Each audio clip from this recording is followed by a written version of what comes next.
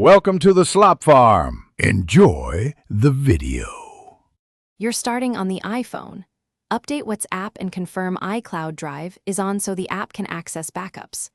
Once done, turn off or record two-step verification because verification can block a transfer. Make sure both devices have battery and a stable Wi-Fi connection. Then connect them with the recommended cable or follow the official transfer flow in WhatsApp settings. This gets your account and recent chat data ready for migration. Do these steps first to avoid data loss mid-transfer. Now start the actual transfer. Open WhatsApp on the iPhone and choose the chat transfer option in settings. Connect the iPhone to the Android using the supported cable or follow the on-screen link that pairs devices. The Android will prompt to import. Verify your phone number when asked. WhatsApp ties chats to that number.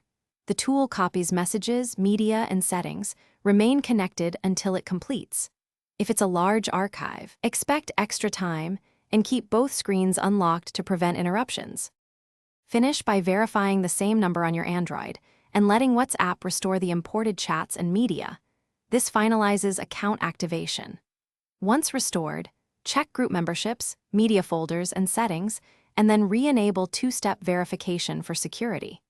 If something is missing, disconnect and retry the transfer with both apps updated, or use the official backup restore flow instead of third-party tools. A common fix is ensuring the cable connection is firm and both devices stay awake for the end.